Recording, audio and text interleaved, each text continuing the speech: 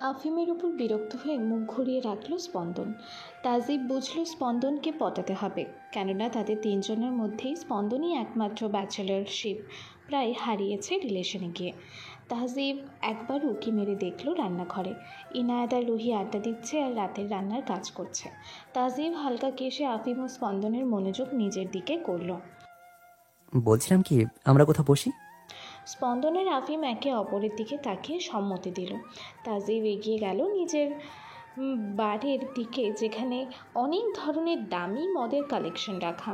আফিম ডিপ্রেশনে জীবন যখন বেদনা সিনেমা স্ক্রিপ্ট মনে মনে সাজাবার আগেই থেমে গেল বার দেখে। মুখে খুশি নিয়ে ঢুকলো স্পন্দনের পিছু পিছু।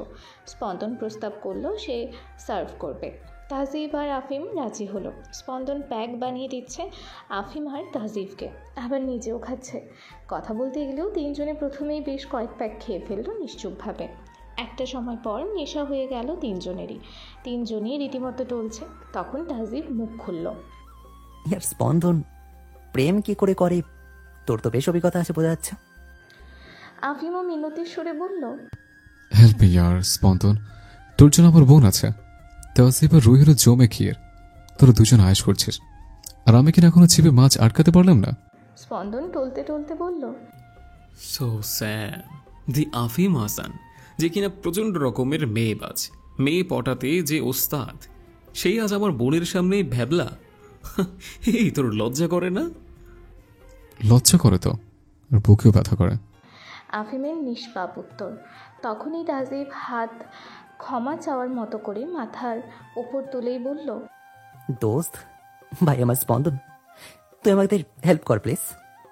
তখনই আফিম খ্যাঁক করে উঠল। ওই আগে আমাকে হেল্প করতে বল, তোরটা তোকে ভালোবাসে, এটা তোর জানা। জাস্ট অভিমান করেছে, কিন্তু আমারটা তো হ্যাঁও বলে না, নাও বলে না।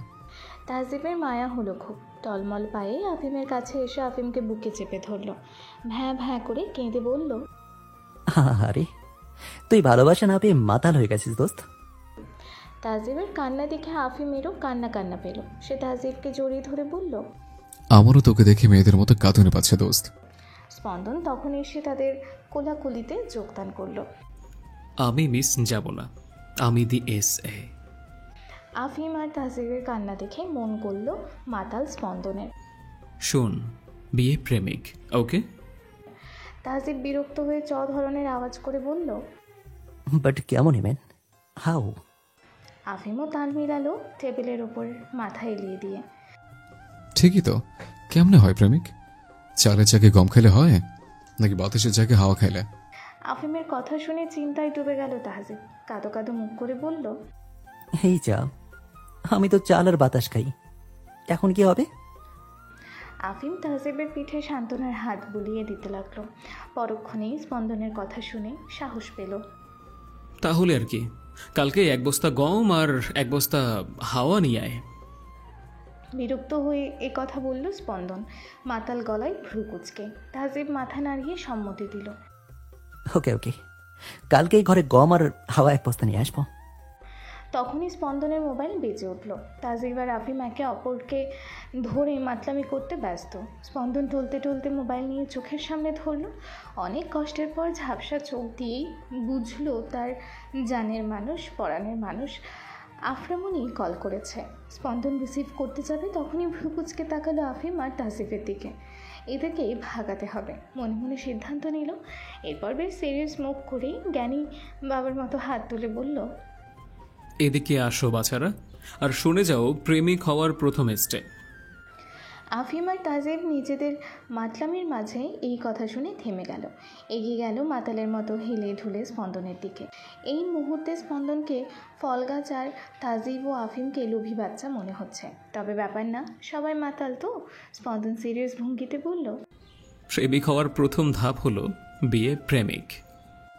ও, সব জানতা জ্ঞানী ছাত্রর মতো শব্দ করে উঠল আফিম। তাহজিব মুখের ভেতর আঙুল দিয়ে কি যেন ভাবল, এরপর বলল, প্রেমিক হবার প্রথম ধাপ প্রেমিক হওয়া, কিন্তু এই প্রথম ধাপ কিভাবে করে?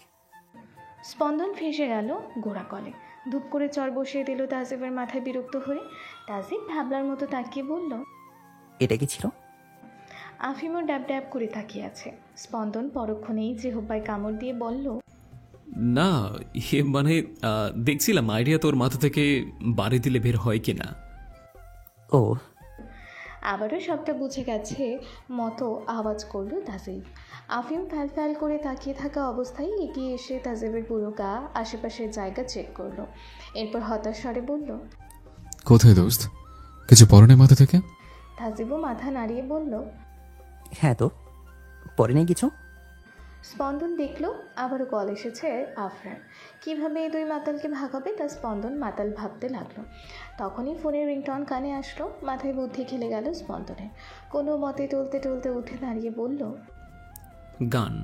প্রেমিক হবার প্রথম ধাপ হলো, যাও বাবারা নিজের প্রেমিকদের গান শোনাও। তাজিব আর আফিম যেন আকাশের চাঁদ হাতে পেল। দুজনেই হেলে দুলে বেরিয়ে এলো বার থেকে। স্পন্দন 32 দাঁত বের করে হাসি দিল। হেলতে ঢুলতে কল রিসিভ করলো আফরার, কিন্তু কথা বলার সৌভাগ্য বেছাড়া ছিল না।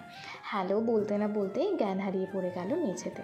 তাজিব আর আফিম মাতালের মতো হেলে ঢুলে বাড়ির বাইরে এসে সার্ভেন্টসদের দেখতে পেল।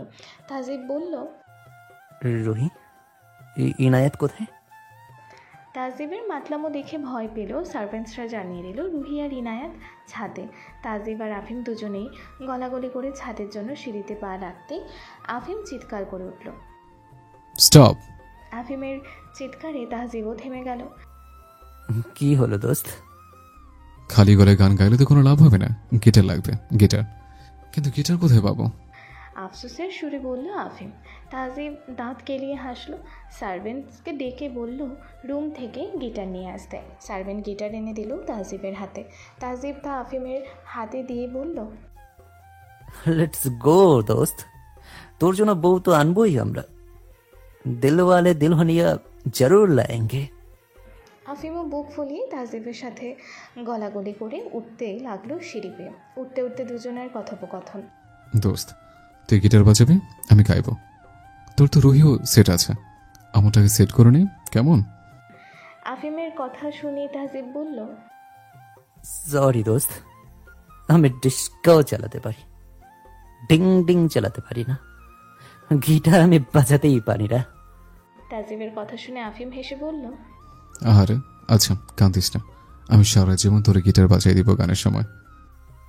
লাভ ইউ দোস্ত। তাজিব আফিমের গালে শব্দ করে চুমু খেলো। দুজনেই কথা বলতে বলতে চলে এলো ছাদের দরজার সামনে। রান্না শেষ করে ফ্রেশ হয়ে ইনায়াত আর রুহি এসেছে মুক্ত বাতাসে। দুজনেই মিলি আড্ডা দিচ্ছে। তখনই দরজার কাছে ধুরুম করে আওয়াজ হলো। রুহি আর ইনায়াত ফিরে তাকালো। দরজায় হাঁটু কেড়ে মাটিতে বসে আছে আফিম। গিটার নিয়ে পোজ দিয়েছে যেন। আর তাজিব আফিমের উপর ভয় ছেড়ে দিয়ে আফিমের কাঁধে মাথা দিয়ে দাঁড়িয়ে আছে। ওদের মাতালের মতো হেলদোল দেখে বুঝতে অসুবিধা হলো না ইনায়াত আর রুহির যে এরা নেশা করেছে দুজনেই প্রচণ্ড বেগে। আর দুজনেই লেগে গেল। কমন সেন্স নেই কোনো? ঘরে দুটো মেয়ে আছে আর এর মধ্যে নেশা? রুহির আগে গজগজ করতে করতে বলল। তাল মিলালো ইনায়াত। লজ্জা শরম বেশি চকলেট খেয়ে ফেললে যা হয় আর কি। তখনই আফিমের হাতে গিটার চোখে পড়ল রুহির। আবি দেখ, তোকে প্রপোজ করবে আফিম ভাইয়া। ইনায়াত রুহির কথা শুনে অবাক হলো। যা, কি বলছিস?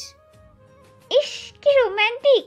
গিটার বাজিয়ে নায়কের মতো গান গাইবে ভালোবাসায়, আর তুই লজ্জায় লাল হবি। আহা! রুহির এমন বর্ণনা শুনে না চাইতেও হালকা লজ্জা পেল ইনায়াত। সত্যি গাল লাল হয়ে গেল তার লজ্জায়। কিন্তু হাদারামের পোষা ছাগলের 3 নাম্বার বাচ্চার মতো কাবাবের হাড্ডি হয়ে তাহাজিবকে কে আসতে বলল? রুহির আগে গজগজ করতে করতে বলল। দোস্ত শুরু করে। আফিম প্রশ্ন করল। কোনো মতেই সে এই পোজে নিজের ব্যালেন্স রেখেছে। যে কোনো সময় মাটিতে ধপাস হয়ে যেতে পারে তার এই জিম করা শরীর। তাজিম নিজের ব্যালেন্সের মধ্যেই হারিয়ে আফিমের উপর লুটিয়ে পড়েছে। শুরু কর দোস্ত, আমি আছি তো তোর সাথে। আফিম বুক ফুলিয়ে গিটারে টান দিল। রুহি আর ইনায়াত যখন বিষয়টাকে রোম্যান্টিকভাবে ভাবছিল তখন তাদের মাথা থেকে সরে গেছিল হয়তো যে আফিম আর তাজিব মাতাল হয়ে আছে। আর মাতাল অবস্থায় সিনেমাতেই নায়ক গান গাইতে পারে। আসলে ঠিক কেমন দৃশ্য তা হয়তো জানতো না তারা। আফিম বুক ফুলিয়েই গিটারের কার্ডে উল্টাপাল্টা টান দিয়ে কাকের মতো বেসুরা গলায় ভুলভাল সুরে গাইতে লাগলো। তোমায় নিয়ে ভাবি না, বলতে গেলেও পারি না, আমার বোরা কপালে তুমি নেই, ওগো নেই। এতটুকু করার পর মাথা চুলকে আফিম বলল, এই রে, এর পড়ালেনটা যেন কি দোস্ত? অতি আনন্দে মাতাল স্বরে ঠিক আফিমের কার্বন কপি করে সুরহীন তালহীন উল্টোপাল্টা গাইতে শুরু করলো। আফিম গিটারে টুংটাং ঝুপুর ঝাপুর টান দিয়েই যাচ্ছে। এদিকে এদের এই অবস্থা, আর অন্যদিকে রুহি ও ইনায়েত সহ্য করতে না পেরে কান চেপে ধরেছে, কিন্তু তাতেও কানের ক্ষতি হওয়া থেকে বাঁচতে পারছে না। শেষমেশ বিরক্ত হয়ে ইনায়েত ধূপধাপ পা ফেলে আফিমকে একা ধাক্কা দিয়ে ফেলে এলো, আর চলে আসার সময় আফিমের গায়ে ঠাস ঠাস কয়েকটা থাপ্পড় মেরে বলল, বেসুরা মাতাল কাওয়া, মদ গিলে সিনেমার হিরোদের মতো হয়ে আসছে প্রেম দেখাইতে। মুখ ঝামটা মেরে চলে গেল ইনায়েত। রুহি ওর আগে গজগজ করতে করতে তাহসিবের সামনে এসে বলল, ফিরুক কালকে তোর জ্ঞান, কান টাইনা ছিঁড়া নিব, বজ্জাত কোন হারকার। রুহিও মুখ ঝামটা মেরে চলে গেল। এরপর ইনায়েতের মায়ের খেয়ে আফিম তো মাটিতে জ্ঞান হারিয়ে পড়ে গেছিলই। রুহির মুখ ঝামটানি দেখে কাঁদো কাঁদো হয়ে বলল, ও বউ, বলে ডাকতে ডাকতে তাজিবও জ্ঞান হারালো। সকালবেলা ঘুম ভাঙল স্পন্দনের পানির ছিটকায়। মেঝেতে পড়ে থাকা স্পন্দন কোনো মতে নিজের চোখ খুলে পিটপিট করে বুঝলো সার্ভেন্ট পানির বোতল নিয়ে দাঁড়িয়ে আছে। স্পন্দন দ্রুত উঠে বসার চেষ্টা করতে গিয়ে বুঝলো মাথা ভার হয়ে যেন ছিঁড়ে পড়তে যেতে চাইছে। তবুও নিজের ফর্মাল রূপে করে গম্ভীর মুখে উঠে বসলো স্পন্দন। সার্ভেন্ট বলল, ইনায়েত ম্যাম বলেছে ফ্রেশ হয়ে দ্রুত খাবার টেবিলে না গেলে আপনার বিয়ের শখ আফরা ম্যামকে বলে মিটিয়ে দিবে স্যার। স্পন্দন প্রথমে সার্ভেন্টের মুখে এই কথা শুনে কি বলে বিস্ময়ে চিৎকার করে উঠল। পর মুহূর্তে নিজের কাজ বুঝতে পেরে দ্রুত দৌড় লাগালো নিজের রুমে। একই পদ্ধতিতে আফিম আর তাজিবের মুখে বোতলের পানি খালি করেছে সার্ভেন্ট। ছাদে গিয়ে ধরফরিয়ে আমার বউ বলে আর্তনাদ করে উঠে বসলো তাজিব। তাজিবের হাত ধরে উঠে বসলো আফিমও। পর মুহূর্তে কালকে রাতের মজার সাজা মাথার ভিতরে ব্যথায় অনুভব করলো দুজন। সার্ভেন্ট মাথা নিচু করে অস্বস্তি নিয়ে উত্তর দিল, তাজিব স্যার, রুহি ম্যাম বলেছে দ্রুত উঠে নিচে না গেলে দিন দুনিয়া ভুলিয়ে আবারও নতুন করে চেনাবে লাঠি দিয়ে। আর আফিফ স্যার, ইনায়েত ম্যাম বলেছে আপনি কিছু সেকেন্ডে নিচে না নামলে আপনাকে আপনার চাকরি থেকে ফায়ার করে দিবে, জোসেফ স্যারকে সব কুকীর্তি জানিয়ে। আর ফ্রেশ হওয়া ছাড়া টেবিলে আপনাদের মুখ না দেখাতেও বলেছে। সার্ভেন্টের কথা শুনে তাজিব রেগে এগিয়ে যেতে গিয়েও থেমে গেল। দ্রুত নেমে নিজের রুমে গেল, আর আফিমও দ্রুত নেমে নিজের রুমে ঢুকলো। সার্ভেন্ট নিচে নেমে এলো ডাইনিং টেবিলের কাছে, যেখানে খাবার টেবিলে সাজাচ্ছিল ইনায়াত আর রুহি। সার্ভেন্টকে দেখেই রুহি বলল, স্যারটির মেসেজ দিয়েছো? সার্ভেন্ট মাথা নাড়িয়ে হ্যাঁ জানালো। এরপর চলে গেল। বেশ খানিকটা বাদে প্রায় একসাথে সিঁড়ি বেয়ে নেমে এলো স্পন্দন, তাজিব আর আফিম। কাল রাতে নেশার ঘুরে ঠিক কী কী মাতলামি তারা করেছে কে জানে। কী যে করেছে তা তাদের জানা নেই। আজ সকালে কামাল ও আসিফ চলে এসেছিল। তারা বসে আছে টেবিলে। রুহি আর ইনায়াত মুখ গম্ভীর করে বসে আছে খাওয়ার টেবিলের পাশাপাশি। আফিম, স্পন্দন আর তাজিব এসে জোরপূর্বক হাসার চেষ্টা করে তাদের শুভ সকাল জানাতে চাইলেও মুখ দেখে সে আশা গুড়ে বালি হয়ে গেল। তিনজনেই চেয়ার টেনে বসে পড়ল। রুহি আর ইনায়েত কফি এগিয়ে দিল তিনজনের দিকে। আসিফ আর কামাল সবটাই সার্ভেন্টের মুখে শুনছে, তাই স্পন্দন আফিম ও তাজিবের দিকে একটু বাদে বাদে তাকিয়ে হাসছে মুখ চেপে। আফিম সবে কফি একটু মুখে দিয়েই ছিল, তখনই মোবাইল বেজে উঠল তার। মোবাইল বের করে দেখলো এই শহরেই তাদের যে বাড়ি তার কেয়ারটেকার। আফিম কিছুক্ষণ ভ্রু কুচকে তাকালো মোবাইলের দিকে, তারপর কল রিসিভ করলো আফিম। হ্যালো, বলো কি হয়েছে? হ্যালো স্যার, আগুন লেগেছে বাসায়। এতটুকু বলেই কেয়ারটেকার কল কেটে দিল, কিন্তু আফিম হতবাক হয়ে গেল। এরপর কল যে কেটে গেছে তা খেয়াল না করে বলতে লাগলো, হোয়াট? Hello hello.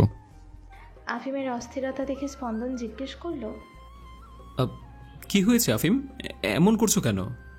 আফিম অস্থিরভাবেই জবাব দিল, আমাদের এখানকার বাড়ি কেয়ারটেকার কল করেছিল, আমাদের এই বাড়িতে আগুন লেগেছে, আমাকে এখনই যেতে হবে। এ কথা শুনে তাহজিব আফিমকে সাথে যাবে বলল। আফিম, আমরা আসি সাথে। আর রুহির দিকে ফিরে ওকে বলল, রুহি, তুমি ঘরে সাবধানে থেকো। কিন্তু রুহি নাক মুখ ফুলিয়ে নিষেধ করে দিল সাথে সাথেই।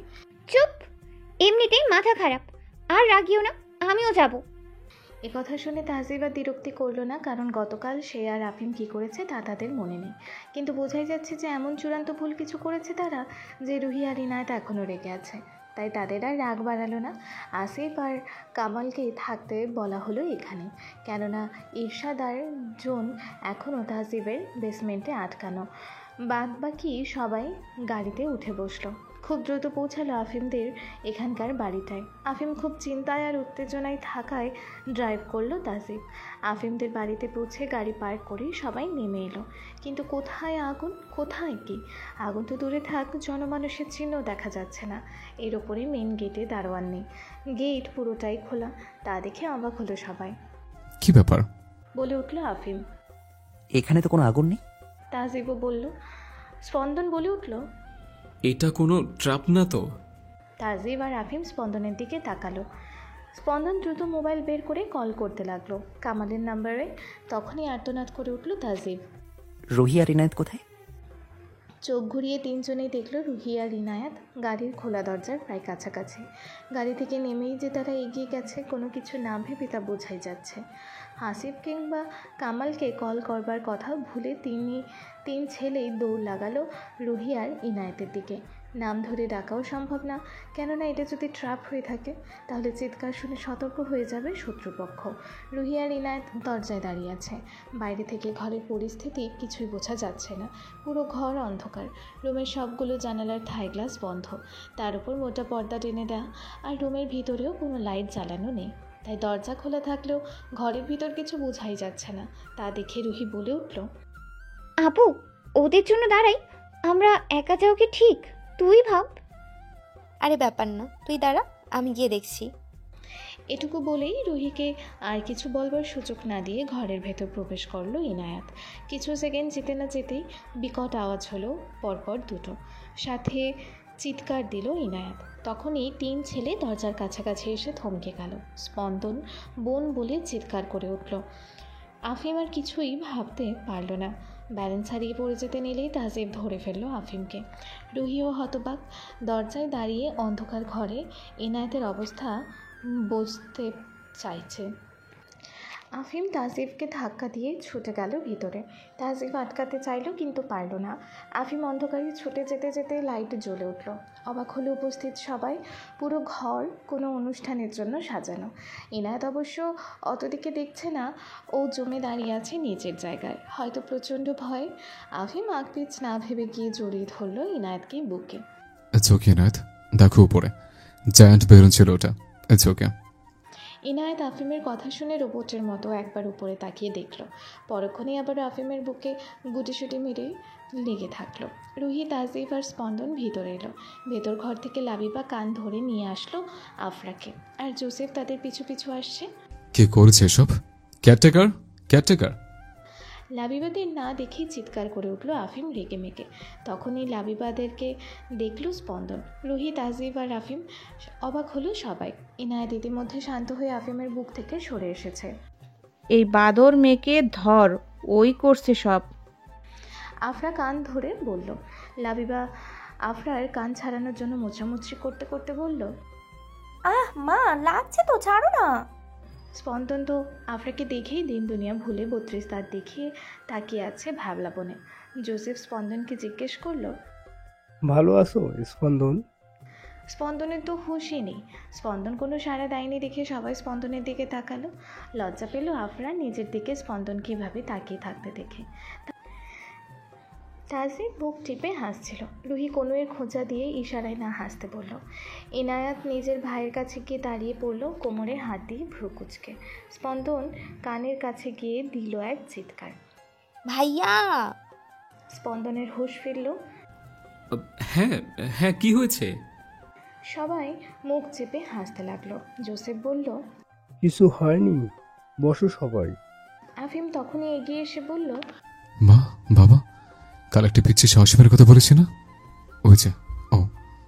রুহির দিকে তাকালো লাবিবা। এগিয়ে গেল রুহির দিকে হাসি মুখে। রুহিকে বুকে জড়িয়ে ধরলো আদরে। রুহিও জড়িয়ে ধরলো। বাহ, কি মিষ্টি মেয়ে, যেন ছোট্ট ইনায়াত একটা। ইনায়াত আর স্পন্দন হাসলো, মুখে হাসি ফুটলো তাহজিবেরও। তখনই লাবিবা বলল, ইস, আমার আরেকটা ছেলে থাকলে তার জন্য তোমাকে নিয়ে আসতাম বিয়ে করিয়ে। আফিম তো ইনায়েতের জন্য। এই কথা শুনে মাথায় বাজ পড়ল তাজিফের। দ্রুত দৌড়ে এসে রুহির পাশে দাঁড়িয়ে রুহির হাত ধরে বলল। আন্টি, ও আমার উঠবি।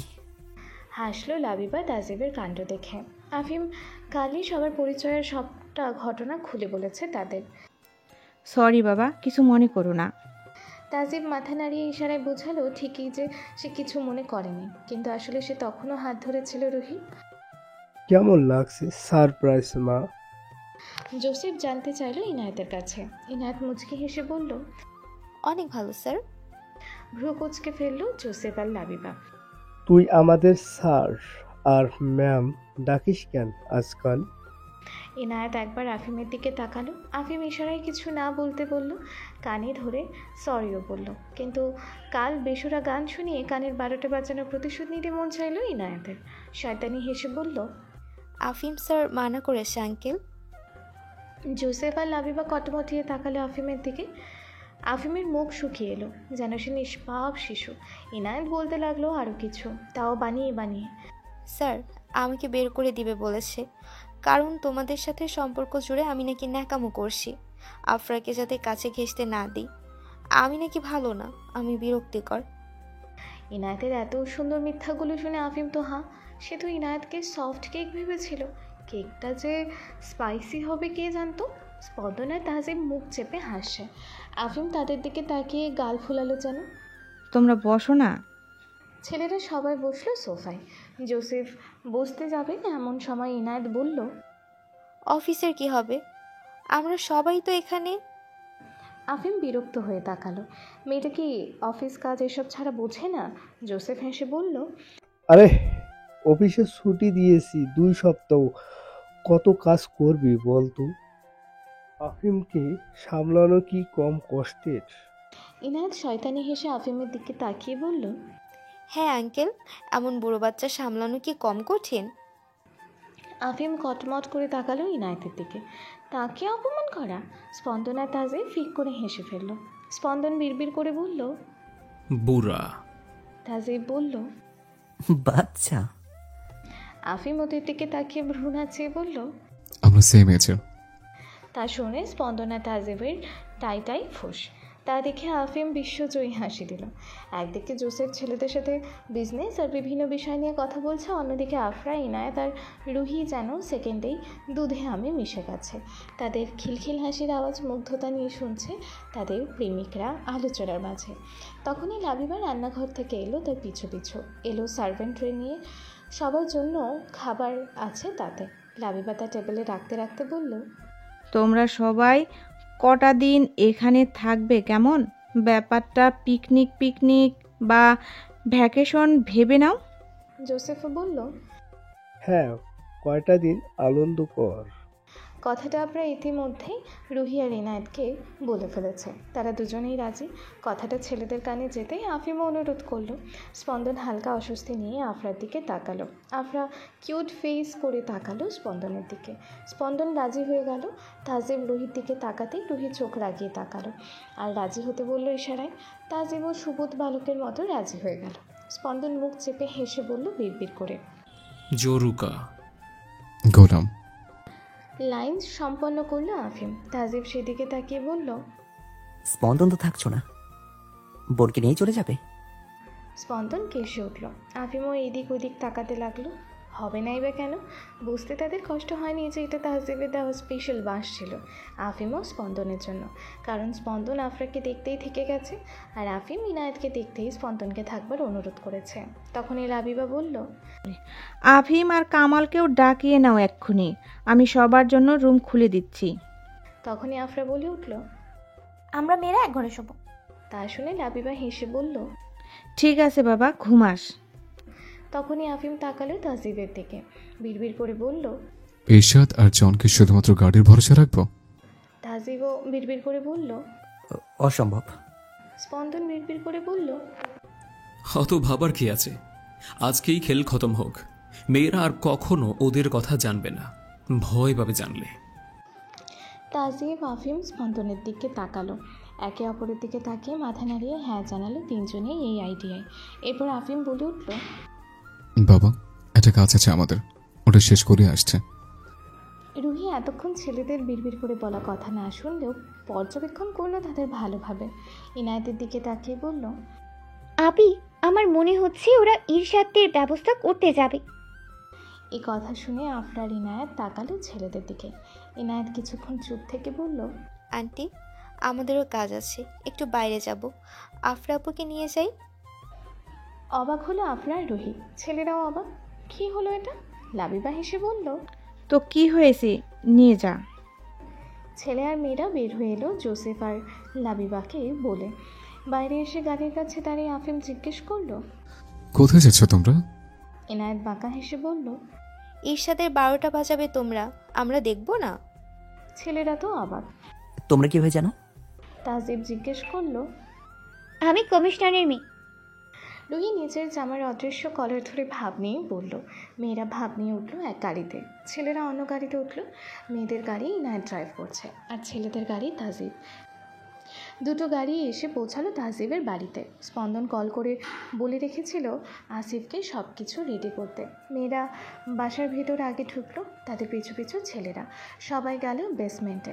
বেসমেন্টটাও রুমের মতো সাজানো, সোফা আছে, টিভি আছে। মেয়েরা গিয়ে দেখলো জন আর ঈর্ষাদের হুঁশ নেই, মাতালের মতো টলছে। আফরা জিজ্ঞেস করলো, এরা টলছে কেন? স্পন্দন উত্তর দিল, ওদের ড্রাগস দিয়েছি যাতে হুঁশ না থাকে। ছেলেরা গিয়ে বসলো সোফায়, তিনজনই। মেয়েরা দাঁড়িয়ে আছে। রুহি, এরা কাদের তুলে নিয়ে গেছে? জানতে চাইলো ইনায়েত। এমন একটা অদ্ভুত প্রশ্ন শুনে অবাক হলো আফরা আর রুহি। তবুও রুহি জবাব দিল, আমাদেরকে। তাহলে এদের শাস্তিও আমাদের পছন্দের হওয়া দরকার, তাই না? শয়তানি হেসে বলল ইনায়েত। আফরা আর রুহি তাকালো ইনায়েতের দিকে। ইনায়েত দুজনকে ইশারায় কাছে ডাকলো। রুহি আর আফরা কান এগিয়ে দিল। ইনায়েত নিজের প্ল্যানিং বলতে লাগলো, যা সে কাল রাতেই ভেবে রেখেছে। ছেলেরা ভ্রুকুচকে তাকিয়ে আছে মেয়েদের দিকে। কি ব্যাপার? বলল স্পন্দন। এরা কিনে ফুসফাসু করছে? জানতে চাইলো তাজিব। কুছ তো লজ্জা হ্যায়। বলল আফিম। আসিফ আর কামাল গার্ডদের সাথে দাঁড়িয়েছিল, তারা নীরব দর্শক। মেয়েরা ফুসুর ফাসুর ছেড়ে ছেলেদের দিকে ঘুরে তাকালো। ভাইয়া, আমরা এদের শাস্তি দিতে চাই। কিছুটা এনজয় করতে চায়, ইনায়েতের স্পষ্ট আবেদন। চমকে উঠল তিন ছেলে। তিনজন ছেলেই একে অপরের দিকে তাকিয়ে চোখে চোখে যেন আলোচনা করে নিল কিছু একটা। পরক্ষণে স্পন্দন বলল, ওকে, তবে আমাদের গার্ডস আসিফ ভাইয়া আর কামাল ভাইয়ার সাহায্য দরকার। বলল রুহি। ছেলেরা আরও অবাক হলো, তবে মাথা নাড়িয়ে সায় দিল। আফরা ডাকলো কামালকে। কামাল ভাই, এদিকে আসেন। আসিফ ভাই, আপনিও। কামাল আর আসিফ নিজেরাও অবাক, তবু এগিয়ে এলো। ইনায়েত তাদের কানে কানে কিছু একটা বলল, এরপর সরে দাঁড়িয়ে বলল, পারবেন তো জোগাড় করতে? আসিফ আর কামালের মুখ হা। আসিফ কাঁপা কাঁপা গলায় বলল, সত্যিই লাগবে। হ্যাঁ, লাগবে। রুহি বলল। আসিফ আর কামাল কিছু গার্ডস নিয়ে বের হয়ে গেল বেসমেন্ট থেকে। ছেলেরা অবাক, কি হচ্ছে তা জানা নেই। মেয়েরা পৈশাচিক এক হাসি দিল, যা দেখে ছেলেদের গা শিউরে উঠল। প্রায় 40 মিনিট পর আসিফ এলো খালি হাতে। কামাল এলো ব্যাগ নিয়েই হাতে। তার পেছনে গার্ডসদের হাতে ব্যাগপত্র দেখা যাচ্ছে শপিংয়ে। আরও কিছু অচেনা মুখ দেখা যাচ্ছে। মেয়েরাও এতক্ষণ সোফায় বসেছিল। আসিফ আর কামালকে দেখেই দাঁড়িয়ে গেল খুশিতে লাফিয়ে। আসিফ ভাই, পেয়েছেন? জানতে চাইল ইনায়েত। হ্যাঁ, পেয়েছি। কামাল ভাই, এনেছেন? এসেছি বোন, কিন্তু তোমরা কি শিওর এটা করবে? প্রশ্নটা করে কামাল একটা শুকনো ঢুক গিলল। আসিফ ও কামালের মুখের ভয় স্পষ্ট। ছেলেরা কিছুই আন্দাজ করতে পারছে না। মেয়ে তিনজন একসাথে উত্তর দিল, হ্যাঁ, আমরা শিওর। ওদের রুমে পাঠিয়ে দিন। কামাল গার্ডসদের ব্যাগপত্র নিয়ে সামনে ছোট একটা রুমে পাঠিয়ে দিল ঈর্ষাদ ও জনকে। অচেনা মুখগুলো চলে গেল ওই রুমে। মেয়েরা এসে বসলো আবারও সোফায়।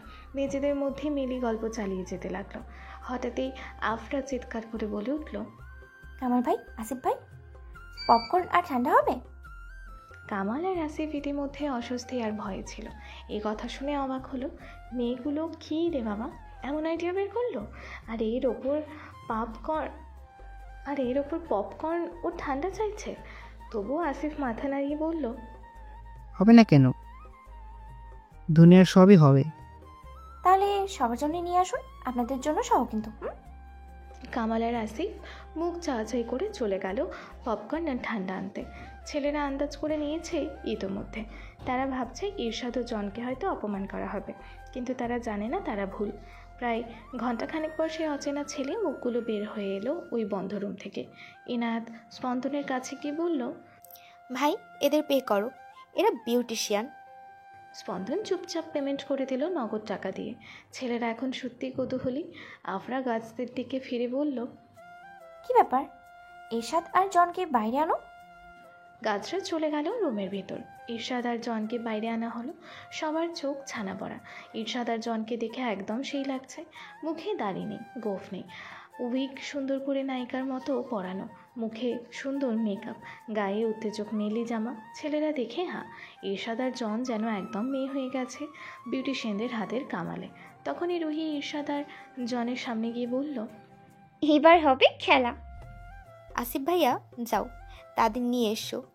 এর আগে গার্ডসরা যান, এই কিট দুটোকে ফেলে আসুন ওই রুমে। গাছরা ইনায়েতের কথা মতোই কাজ করলো।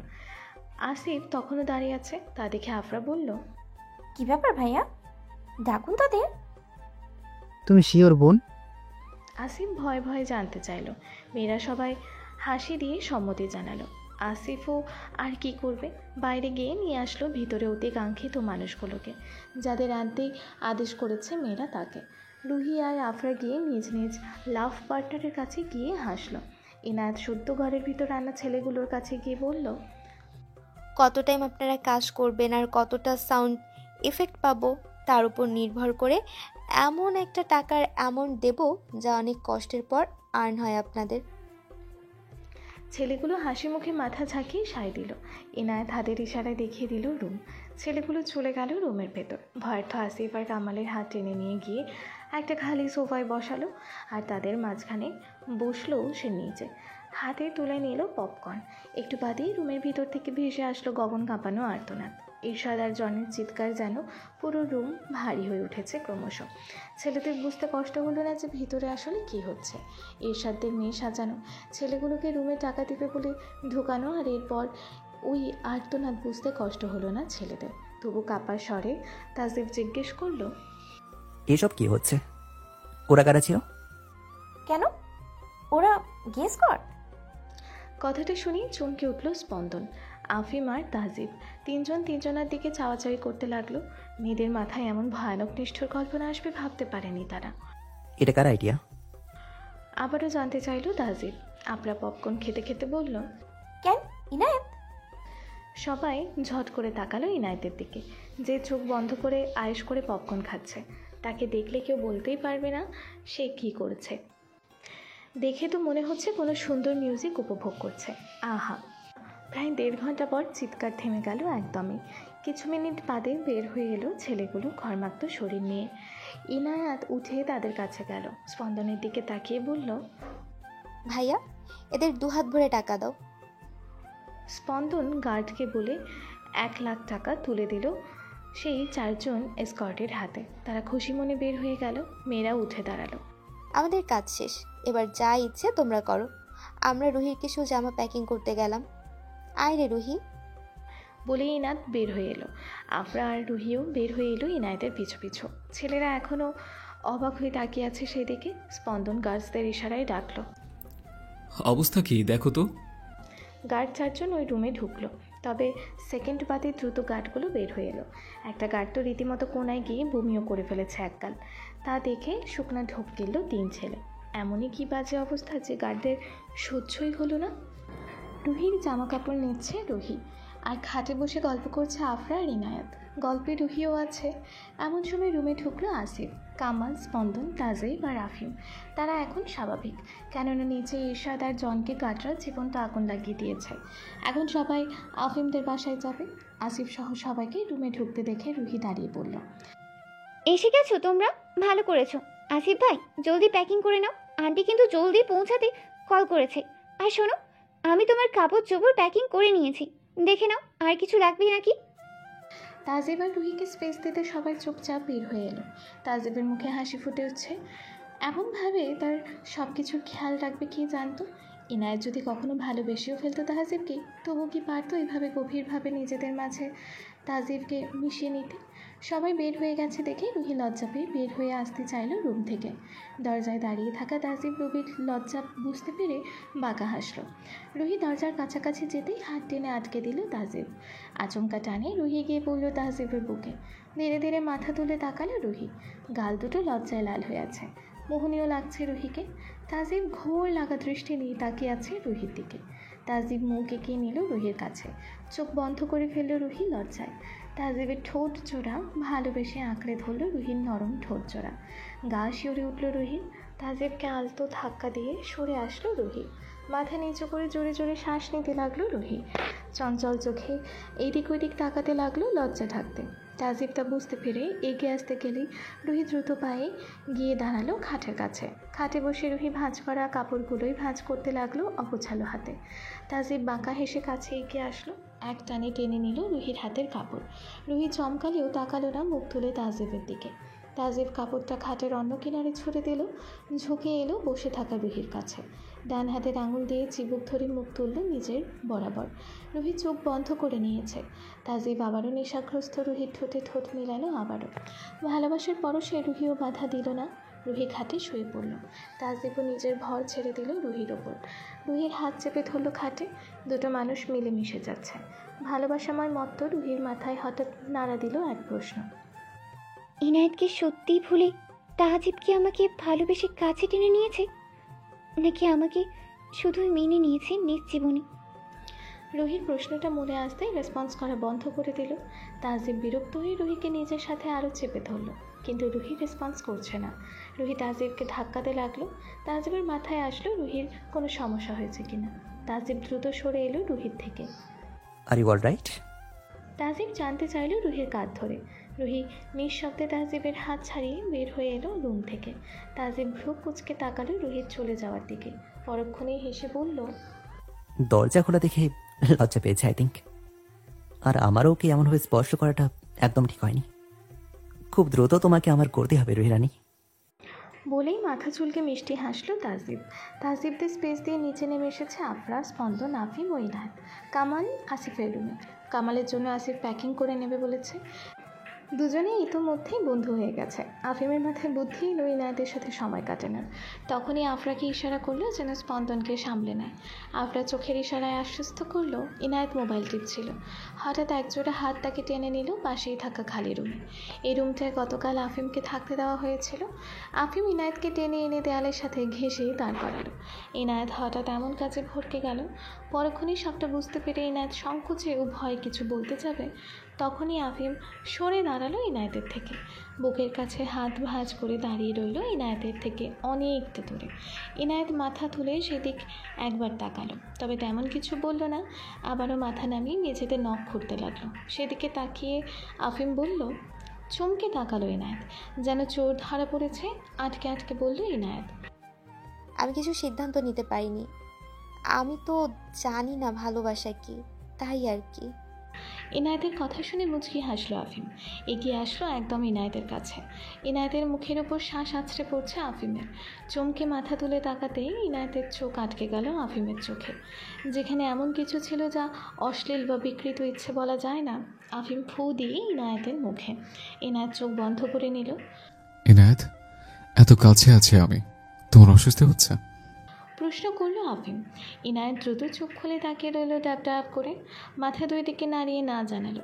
আফিম আবারও হাসি উপহার দিল ইনায়েতকে। এটা ছিল ভরসা। তুমি নিজের অজান্তে ভরসা করো যে আমি তোমার ক্ষতি করব না। এটা ভালোবাসার প্রথম ধাপ। ইনায়েত অবাক হলো। সত্যি কি এটা ভালোবাসার প্রথম ধাপ? আফিম এবার বাঁকা হেসে ইনায়েতের কপালে গাঢ় করে চুমু খেলো ঠোঁট ছুঁয়ে। চোখ বন্ধ করে ফেললো ইনায়েত। শরীরে অদ্ভুত এক ঝাঁকুনি দিয়ে উঠল। আফিম নিজেকে সরিয়ে ঝুঁকে দাঁড়ালো আবারও ইনায়েতের ওপর। ইনায়েতের পাশে দেয়ালে হাত রেখে ইনায়েত ধীরে ধীরে চোখ খুলল। আফিমের কাজটা কেন ছিল, কি ছিল জানে না সে, তবে মনে হলো অনেক সুন্দর এক অনুভূতি ছিল, যা শেষ না হলেও পারত হয়তো। আফিম ইনায়েতের চোখে চোখ রেখে বলল, খুব ভালো লেগেছে তোমার বিষয়টা। শরীরে অদ্ভুত শিহরণ বয়ে গেছে। মনে হলো কেন শেষ হয়ে গেছে ব্যাপারটা, তাই না? ইনায়েত আবারও অবাক হলো। আফিম কিভাবে তার না বলা বিষয়টা জানতে পারলো? কি হলো বলো, তাই না? ইনায়েত বিস্মিতভাবে জবাব দিল, হ্যাঁ, মাথা উপর নিচে ঝাঁকিয়ে। আফিম ইনায়েতের বোকা বোকা মুখ দেখে হেসে ফেলল। গাল টেনে দিল ইনায়েতের। ভ্রু কুঁচকে ফেলল ইনায়েত গাল ফুলিয়ে। আফিম বলল, ওই শিহরণ প্রমাণ করে যে আমার ভালোবাসা তোমাকে তোমার গভীরে ছুঁয়ে দিয়েছে, যা ভালোবাসার দ্বিতীয় ধাপ। আর ওই অনুভূতিকে দীর্ঘক্ষণ পেতে চাওয়ার মানে আকাঙ্ক্ষা, যা ভালোবাসার তৃতীয় ও শেষ ধাপ। একটু থেমে আফিম আবারও বলতে লাগলো, 3টা ধাপই সম্পূর্ণ হয়েছে। তার অর্থ হলো, সুর টেনে বলল আফিম। চোখ বড় বড় করে অবাক হয়ে তাকালো ইনায়েত। আফিম তা দেখে হেসে দূরে সরে এসে বলল, তার মানে তোমার মনে আমার জন্য ভালোবাসা আছে। ইনায়েত আফিমের কাছে এসে ডেকে আফিমের কলার খামচে ধরল।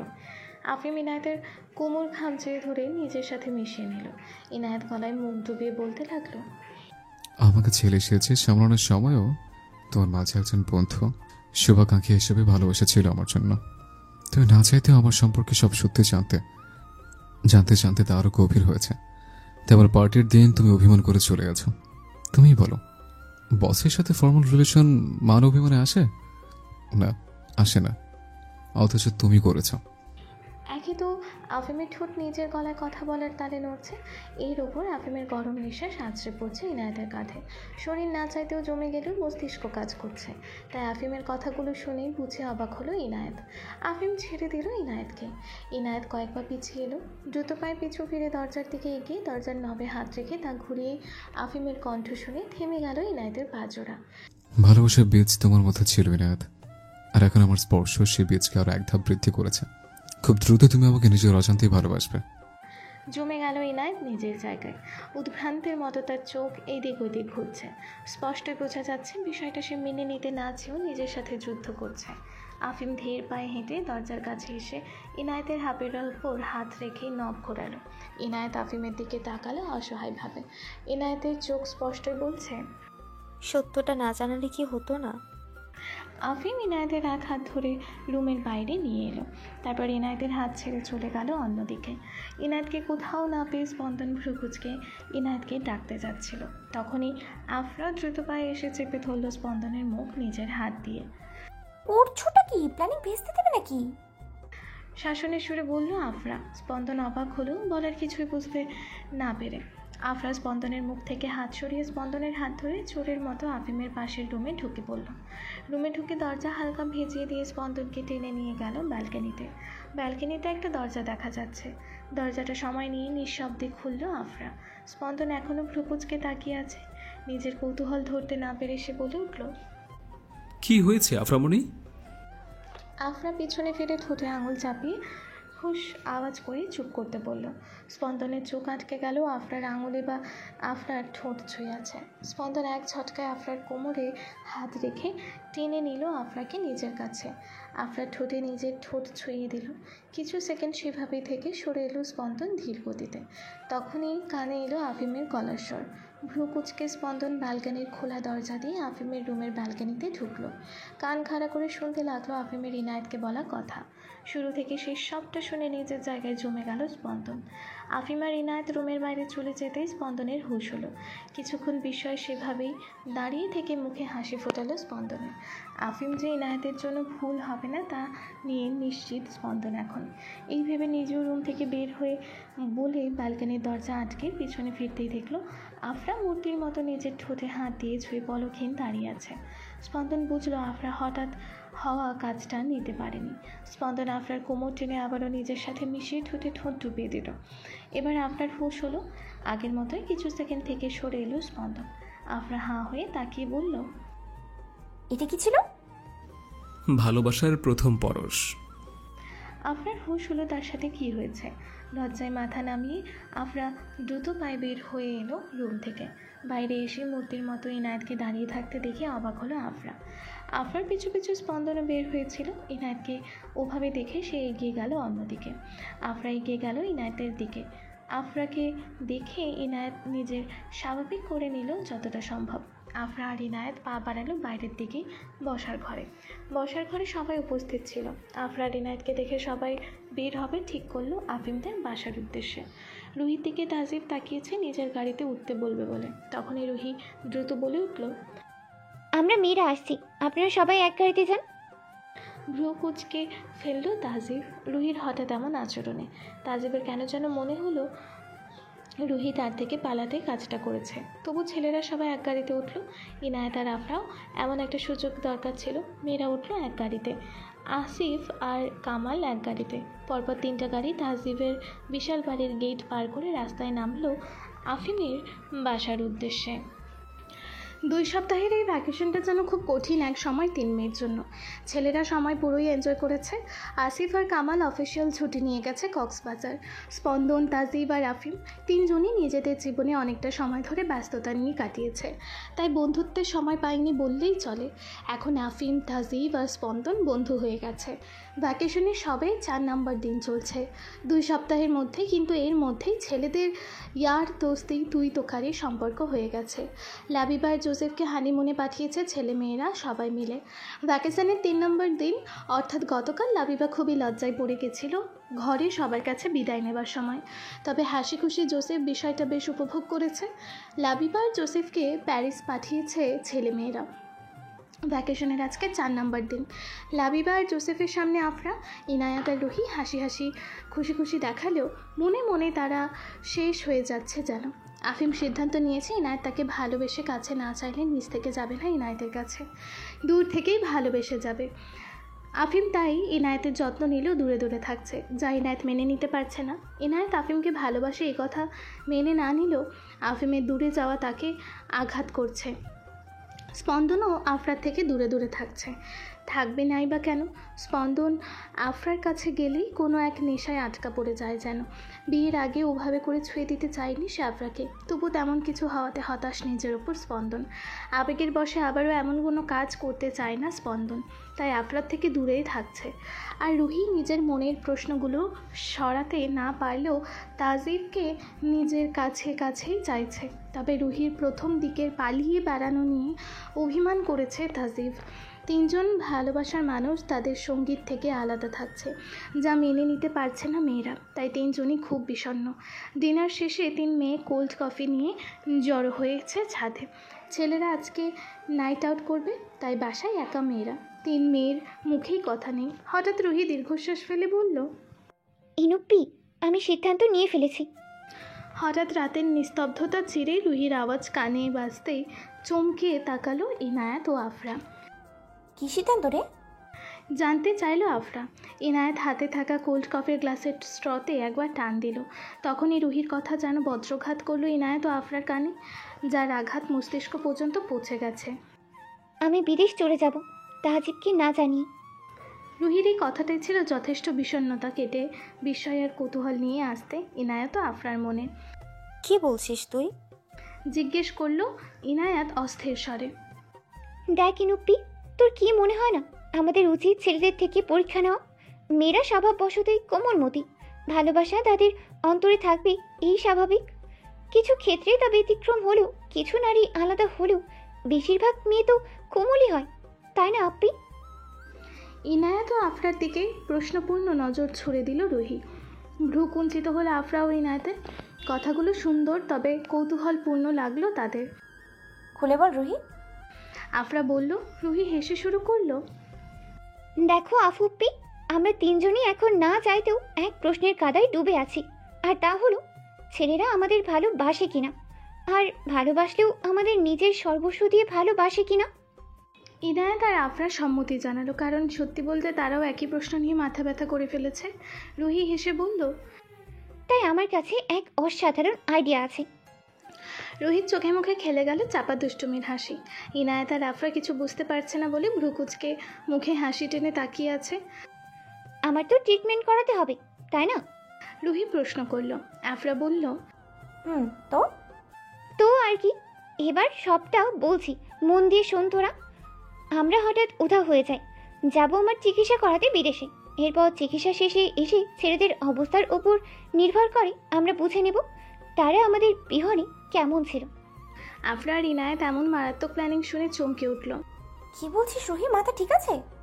বলে উঠল আফরা। ইনায়াতও বলল, ওরা তাজিব খান, স্পন্দন আজাদ আর আফিম আহসান, যে সে মানুষ না, সেকেন্ড সময় লাগবে না আমাদের খুঁজে বের করতে। শোনো না, আগে আমিও একজন কমিশনারের মেয়ে, মানুষজন আমারও চেনা আছে। টাকা দিয়ে আমরা চেনা এক মানুষকে দেব সব দায়িত্ব। আমরা কোথায় গেছি তার কোনো নাম নিশানা অফিসিয়ালভাবেই থাকবেই না। তাই এয়ারপোর্ট হোক বা পাতাল, হাজার খুঁড়াখুড়ি করেও আমাদের খোঁজ জানবে না কেউ। ইনায়েত আর আফরা চুপ হয়ে গেল। তোরা কি জানতে চাস না, দেখতে চাস না ছেলেরা কতটা ভালোবাসে তোদের? আর আফরা চুপ হয়ে গেল। আফরা আর ইনায়াত একে অপরের দিকে তাকিয়ে রোবটের মতো মাথা ঝাঁকিয়ে হ্যাঁ জানালো। রুহির মুখে হাসি ফুটলো। ঠিক আছে, তবে শোন, আমার শর্ত আছে। ইনায়াত বলে উঠল। আফরা আর রুহি তাকালো ইনায়েতের দিকে। শোন, 3 জন যেহেতু যাচ্ছি, বিষয় ভাগ করে নেওয়া ভালো। তোর পরিচয়, আমার টাকা, আর আফরাপুর নজরদারি নিয়েই পুরো প্ল্যানিং কার্যকর হবে। ডান? এক হাত বাড়িয়ে জানতে চাইল ইনায়েত। আফরা আর রুহি একে অপরের দিকে তাকিয়ে ইনায়েতের হাত দিয়ে একসাথে বলে উঠল ডান। রাতের মৃদুমন্দ হাওয়া চলছে। 3টি মেয়ে ভালোবাসার পরীক্ষা নেবার আগাম পরিকল্পনা করতে করতে উত্তেজনায় শিউরে উঠেছে, আর মুখে তাদের রহস্যময় হাসি। প্ল্যানিং না হয় হলো, এখন বলো তোদের পাসপোর্ট কোথায় আপনি? রুহি প্রশ্ন করলো ইনায়েত আর আফরাকে। ইনায়েত আর আফরা একে অপরের মুখ দেখাদেখি করেই কপালে আমার পাসপোর্ট তো আফিম স্যারের কাছে। কাঁদো কাঁদো মুখ করে বলল ইনায়েত। আফরাও আফসোসের সুরে বলল আমারটাও, কিন্তু তোরটা কোথায় রুহি? রুহির আচমকা মনে পড়ল তার পাসপোর্ট নেই। বানাতে হবে বলে আসিফকে সব ডকুমেন্টস দিয়েছিল, যা বর্তমানে তাহজিবের তালা দেওয়া বাড়িতে আছে। আমার পাসপোর্ট নেই, বানানোর জন্য সব ডকুমেন্টস আসিফ ভাইয়াকে দিয়েছিলাম, এখন সবগুলো তাহজিবের বাড়িতে। 3 মেয়ে চিন্তায় পড়ে গেল। তখনই আফরার মাথায় একটা প্রশ্ন এলো। আমরা যদি এই পাসপোর্টগুলো নিয়ে যাই তাহলে ওরা আমাদের সহজে ধরে ফেলবে না? ভাবলো রুহি মন দিয়ে। ঠিক তাই হবে শেষে। রুহি একটু ভেবে বলল নতুন পাসপোর্ট বানাতে হবে 3 জনেরই। কিন্তু একটা পাসপোর্ট থাকাকালীন অন্য পাসপোর্ট ইস্যু করবে না। চিন্তিত সুরে বলল ইনায়েত। রুহি বাঁকা হাসলো। কেন? আমাদের পাসপোর্ট তো চুরি গেছে। চমকে উঠল আফরা আর ইনায়েত, রুহির কথার অর্থ উদ্ধার করতে না পেরে। শোন, কালই আমরা 3 জন মিলে থানায় যাব। আমার পুলিশে চেনা আছে কারা টাকা নিয়ে সব কাজ করে। ওদের টাকা দিয়ে একটা পুরান তারিখের রিপোর্ট লিখিয়ে ওটা হাতিয়ার করে নতুন পাসপোর্ট ইস্যু করব। শোন ইনুপিয়ার আফপি, আমি তো পেশেন্ট, তা প্রুভেন। তাই আমার নাম দিয়ে মেডিকেল ফিল্ডের এমার্জেন্সি দেখিয়ে পাসপোর্টের জন্য অ্যাপ্লাই করব। আর তোরা আমার গার্জিয়ান। ইনায়েত আর আফরার মুখে হাসি ফুটল। তোর কি বুদ্ধি রে রুহি? অবাক হয়ে বলল আফরা। রুহি বুক ফুলিয়ে ভাব নিতে লাগলো। তখনই ইনায়েতের একটা প্রশ্নে রুহির ভাব ফুস হয়ে গেল। কিন্তু তুই তো বললি তোর সব ডকুমেন্টস তাহজিবের বাড়িতে, তার মানে রিপোর্টস তো ওখানে, ওগুলো উদ্ধার করবি কিভাবে? আফরা, ইনায়েত আর রুহির চিন্তায় পড়ে গেল। তখনই আফরা শব্দ করে উঠল, এই আমি আইডিয়া পেয়ে গেছি। ইনায়েত আর রুহি খুশিতে লাফিয়ে উঠল। তখনই আফরার আইডিয়া শুনে দুজনের মুখ চুপসে গেল। আমরা তাহজিবের বাড়ি চুরি করব। আপি, তোর মাথা কি গেছে? তাহজিব খানের বাড়ি চুরি, আর তাও আমরা? অসম্ভব। রুহি আফসোসের সুরে উত্তর দিল। ইনায়েত চুপ করে ভাবছে কিছু একটা। ইনায়েতের ভাবনা দেখে আফরা আর রুহি 2 দিক থেকে কোনোই খোঁচা দিল। তখনই হুঁশ হলো ইনায়েতের। ইনায়েত রুহির দিকে তাকিয়ে ঘাড় কাত করে ভ্রু কুঁচকে একটা বাঁকা হাসি দিল। আফরা অবাক হলো আর রুহি শিউরে উঠল। কাপা স্বরে আটকে বলল, ইনুপি, কি ভাবছিস তুই? আফরা যেন ইনায়েতের না বলা ব্যাপারটা এখন বুঝতে পারল। ইনায়েতের দিকে তাকিয়ে একবার রুহির দিকে ফিরে তাকালো বাঁকা হাসি নিয়ে। এদিকে ইনায়েতের হাসি আরও প্রশস্ত হলো। রুহি চঞ্চল চোখে এদিক ওইদিক তাকাতে লাগলো। এরপর আমতা আমতা করে বলল, আমার কাজ আছে, বাই। কোনোভাবে এই বলে রুহি যখন চলে আসতে যাচ্ছিল, তখনই ইনায়েত আর আফরা রুহির 2 হাত খপ করে ধরে তাকে টেনে মাঝে বসালো নিজেদের। ইনায়েত বলল, রুহি, চুরি কেন করতে হচ্ছে? ব্যাপারটা তো আমাদের জন্য চুরি হলেও তোর জন্য চুরি না। রুহির মাথার ওপর দিয়ে গেল বিষয়টা। আফরাও হাসি মুখে বলল, দেখ, যেহেতু তুই তাজিবকে ভালোবাসিস, তাজিবও তোকে ভালোবাসে। তোরও যা তা, মানে তোর যা তা তাজিবেরও, তাজিবের যা তা তোরও। যেহেতু তাজিবের সবই তোর, সেহেতু তাজিবের আলমারিও তোর, আর আলমারির ভেতরে সব জিনিসও তোর। যেহেতু তাজিবের জিনিস তোর জিনিস, সেহেতু তোর জিনিস তুই নিলে কোনো সমস্যা নেই, কারণ তোর জিনিসই তোর নেওয়া হবে। তাজিবের জিনিস নেওয়া হবে না, কারণ তাজিবের জিনিস তো তোরই জিনিস।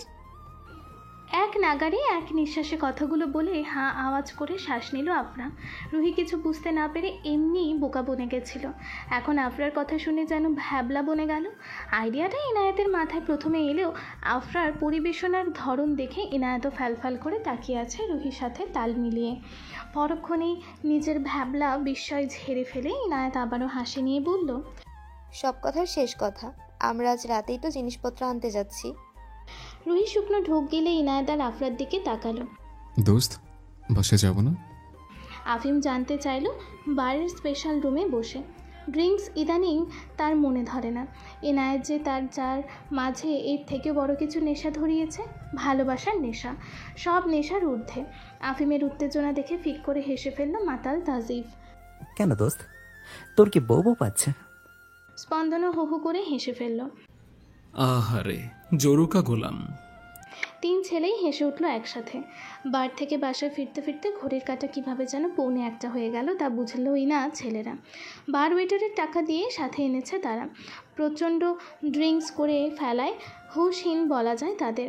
ওয়েটাররা নিজেরা ড্রাইভ করে আফিমের বাড়িতে এনে রীতিমতো টেনে টুনে যুদ্ধ করে ঘরে পৌঁছে দিয়ে গেল। মেয়েরা বিষয়টা নিয়ে অন্য সময় ক্রুদ্ধ হলেও আজ যেন আকাশের চাঁদ হাতে পেল। তাজিবের বাড়ির চাবি তাজিবের রুম থেকে আগেই সরিয়ে রেখেছিল তিনজন। এখন ভসভস করে নাক ডাকতে থাকা বিছানার ওপরে তিন ছেলেকে একবার শেষবার চেক করে নিয়ে বেরিয়ে এলো চুপিসারে। গাড়িতে উঠে ইনাত স্টার্ট দিল গাড়ি। দ্রুত কাজ সারতে হবে। তাজিবের বাড়ির পেছনের দিকের গেট টপকে ঢুকে দাঁড়িয়ে আছে রুহি ও ইনায়াত। বাইরে গাড়ির ড্রাইভিং সিটে বসে তৈরি হয়ে আছে আফরা, যেন রুহি আর ইনায়েত গাড়িতে ঢুকে বসলে গাড়ি স্টার্ট দিতে পারে। সাহস করে রুহি আর ইনায়েত গেট টপকে ঢুকলেও বাড়িতে যেতে ভয় হচ্ছে তাদের। ইনায়েত আর রুহি একে অপরের দিকে তাকিয়ে চোখে চোখে ইশারা করে সাহস জোগালো। এরপর ঢুকে পড়লো বাড়ির ভেতর। কিচেনের দরজা খুলে এক দৌড়ে দুইজনে চলে এলো তাজিবের রুমে।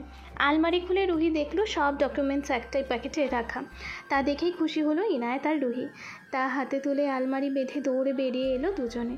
কিচেনের দরজায় তালা লাগিয়ে যেই না দৌড়ে শুরু করেছে তারা, তখনই পেছন থেকে শুনতে পেল সামনের মেইন গেটের দারোয়ানের কণ্ঠস্বর। মেয়েরা থামলো না, আবারও গেট টপকে এসে ঢুকলো গাড়ির ব্যাক সিটে। আফরাও তৈরি ছিল। দুজনকে দেখে গাড়ি একটানে নিয়ে এলো তাজিবের বাসার থেকে দূরে। বাসায় পৌঁছে তিন মেয়ে একসাথে রুমে ঢুকে ফ্রেশ হয়ে খাটে গা এলিয়ে দিল। জীবনে প্রথমবার চুরির অভিজ্ঞতা তাদের মনে গেঁথে থাকবে। আর কালকের জন্য ধামাকা প্ল্যান তো করাই আছে। মেয়েরা চুপিসারে আফিমদের বাড়িতে এসে ঢুকলো। ছেলেরা এখন এক রুমে থাকে আর মেয়েরা সবাই এক রুমে। ক্লান্ত মেয়েরা সোজা চলে গেল রুমে। রিপোর্টগুলো রুহি আলমারিতে লকারে ভরে রাখলো। ইনায়েত আর আফরা ফ্রেশ হয়ে নিয়েছে এর মধ্যেই। রুহি খাটের ওপর বসে অনবরত আনমনা হয়ে পা দোলাচ্ছে দেখে ভ্রুকুচকে বলল ইনায়েত, কে রে, ঘুমাবি না? ঘুমাবো আপি। আর শোনো, কাল সকালেই আমরা থানায় যাব। আর কাল দুপুরের দিকে আমার পরিচিত লোকটার কাছে সব ডকুমেন্টস জমা দিয়ে আসবো, ওকে? আফরা আর ইনায়েতও সম্মতি জানালো। রুহিও ফ্রেশ হয়ে এলো। এরপর তিনজনে খাটে পাশাপাশি ঘুমিয়ে পড়ল। সকাল হবার অপেক্ষা উত্তেজনার থেকেও তাদের মাঝে বিষাদ ও ক্লান্তিটাই বেশি। ভোরবেলা ঘুম ভেঙে গেছে তিনজনের মেয়েরই। সবাই একসাথে নামাজ আদায় করে নিল। আলমারিতে জায়নামাজে ঢুকিয়ে রাখতে গিয়ে থমকে গেল আফরা। আচমকা না চাইতেও মন চাইছে শাড়ি পরে একটু বউ বউ সাজতে। পরক্ষণেই তাচ্ছিল্য হাসলো আফরা। স্পর্শ ইদানিং তার দিকে তাকাই না। শাড়ি পরে রমণী সাজবে কার জন্য? হতাশ মুখে আলমারি বেঁধে পেছনে ফিরতেই চমকে উঠল আফরা। দাঁত কেলিয়ে কোমরে হাত দিয়ে দাঁড়িয়ে আছে রুহি আর ইনায়াত। দুজনের চোখে মুখে দুষ্টুমি স্পষ্ট। আফরা হালকা ঢোক গিলে বলল, কি হলো তোদের আবার? মেয়েরা কিছুই বলল না। আফরাকে টেনে এনে খাটে বসিয়ে দিল তারা। রুহি গিয়ে আলমারি খুলে একটা নীল জমিনের সাদা পাড়, একটা লাল জমিনের কালো পাড় আর একটা কালো জমিনের সোনালি পাড়ের শাড়ি বের করলো। ইনায়া ড্রেসিং টেবিলের বক্স থেকে সেপ্টিপিন কানের টিপ চুড়ি বের করেছে ম্যাচ করে। আফরা বুঝলো এই দুই মেয়ের মাথায় পাগলামি চেপেছে। মুচকি হাসলো শুধু সম্মতিসূচক। প্রায় আধা ঘন্টা পর তিন মেয়ে শাড়ি পরা হলো।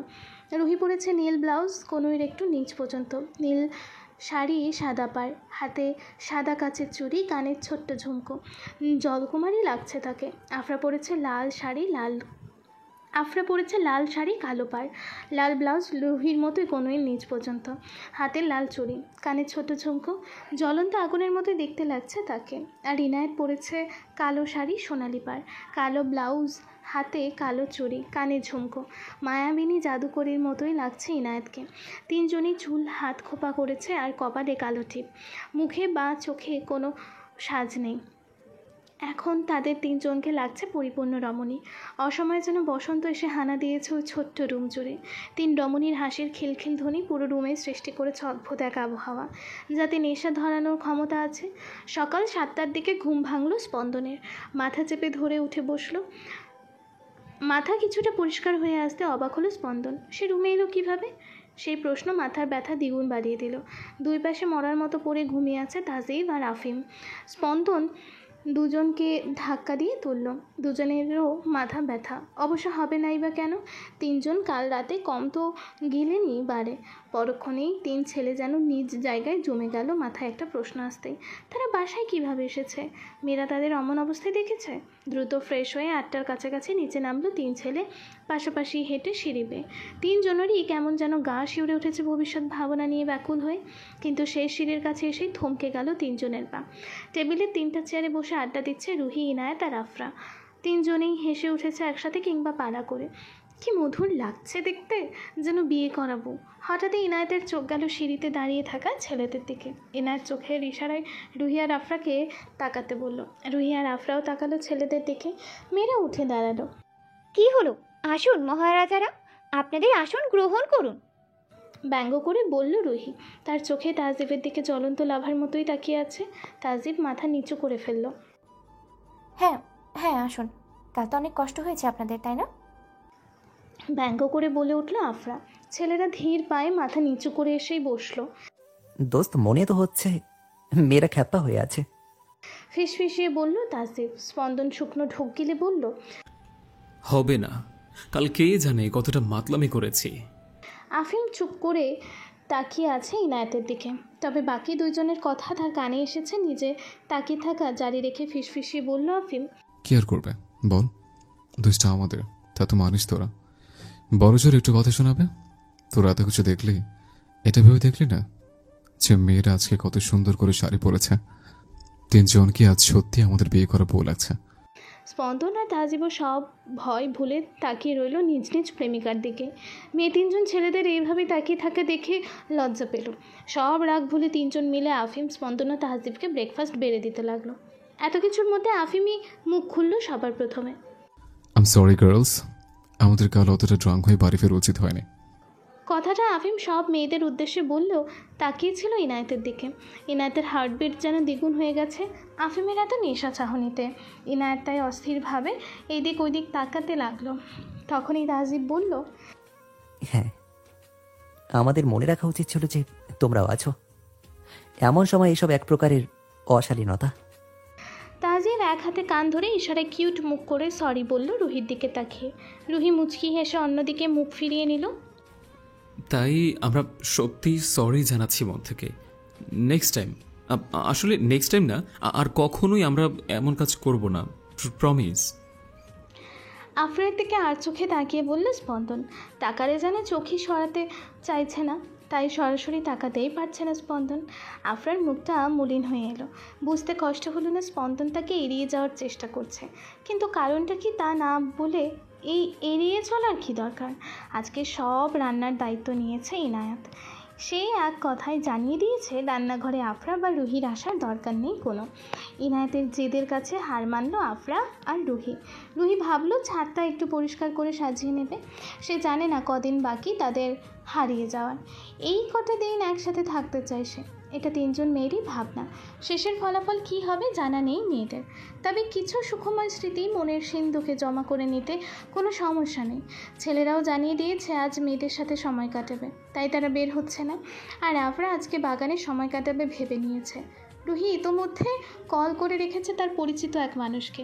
সে একটু বাদেই ডেলিভারি ম্যানের রূপ ধরে আসবে। তখন তার হাতে সব কিছু তুলে দেবে। সে নিজ দায়িত্বে সব করে নেবে। ছেলেরা নিজেদের রুমে বসে আছে। তিনজনই খুব চিন্তায় আছে।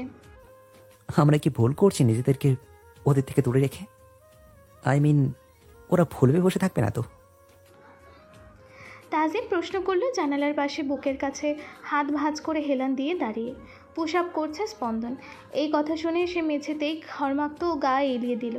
আফিম একটা ছোট বল ক্রমশ দেয়ালে ছুঁড়ে দিচ্ছে আর ক্যাচ করছে, আবারও ছুঁড়ে দিচ্ছে। আমরা ঠিক করছি না। আফিম নিজের কাজ করতে করতে বলল। তাজিব আর স্পন্দন তাকালো আফিমের দিকে। স্পন্দন তখন বলল, মানে? তুই একজন মাফিয়া, তাজিবও মাফিয়া, আমি একজন ব্যবসায়ী। আমাদের ফিল্ডে আমাদের কম শত্রু নেই। কে জানে কখন আমাদের কার কি হয়েছে। আর কোনো কিছু না হলেও কাল সম্পর্কে আমরা কেউ কিছু জানি না। কোনো ভরসা নেই কাল কি হবে। আমরা আজকের সময়টা কেন নষ্ট করছি? তাজিব প্রশ্ন করলো। তিন যুবকই নীরব তাকিয়ে রইল একে অপরের দিকে। এরপর তাজিব বের হয়ে এলো মুক্ত বাতাসের জন্য, পা চালালো ছাদের দিকে। স্পন্দন নিজের ঘাম মুছতে মুছতে ওয়ার্কআউট করবে বলেই নেমে এলো বাগানে। আফিম আর কী করবে, বের হয়ে এলো রুম থেকে, নেমে এলো সিঁড়ি বেয়ে নিচে। তখনই চোখ আটকে গেল রান্নাঘরের দিকে। বেহায়া মন আর অবাধ্য পাজরা এগিয়ে চলল ইনায়েতের দিকে।